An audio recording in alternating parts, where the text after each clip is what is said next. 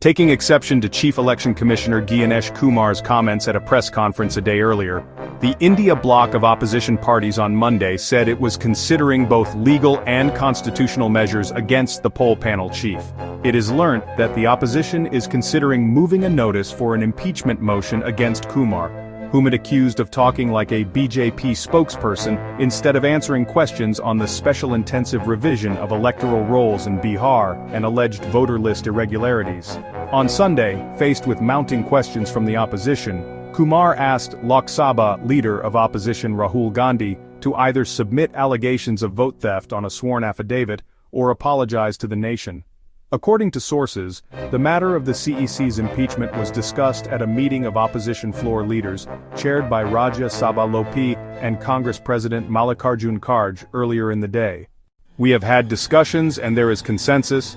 We will take an appropriate decision at the appropriate time," said the Congress's deputy leader in the Lok Sabha, Gaurav Gogoi, who was among those who addressed a press conference of opposition parties. "If we have all jointly come before you, all parliamentary and legal options are open," said RJD MP Manoj Kumar Jha. Accusing the EC of running away from the opposition's allegations, Gogoi said, "The right to vote is the most important among those in the Constitution. Our democracy is alive solely because of this right. The Election Commission of India is the protector of this right. But we are seeing that it is not only unable to answer questions being raised by several political parties, it is running away from them." Gogoi said the poll panel appeared to be under the command of certain officials who are clearly biased.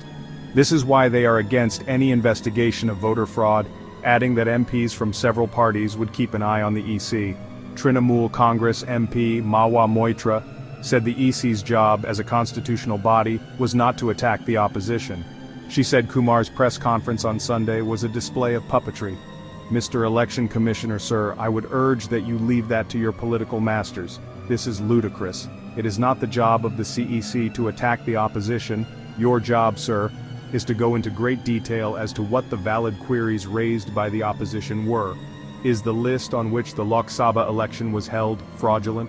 If that is true, the current and previous election commissioners should be prosecuted and this Lok Sabha should be dissolved immediately," she said.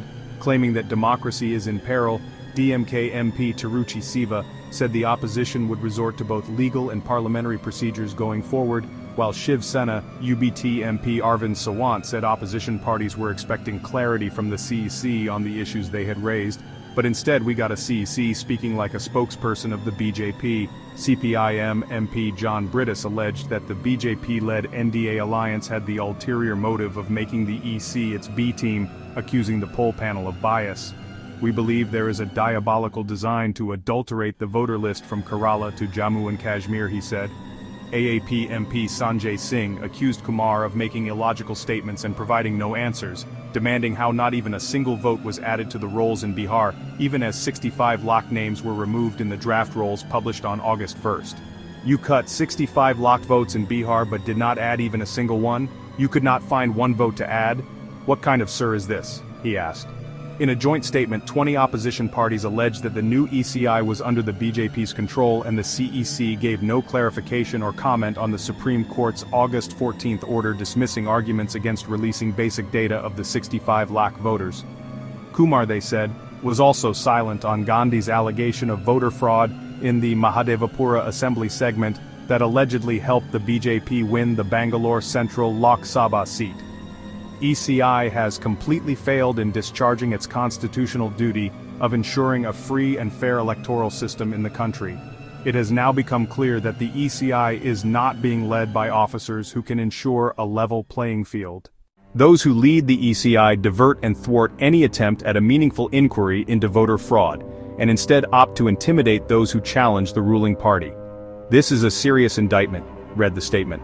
Targeting the opposition, BJP MP Sambit Patra said, "They are the same people who raised a finger at the Supreme Court when a verdict was given in favor of the Ayodhya Ram Mandir.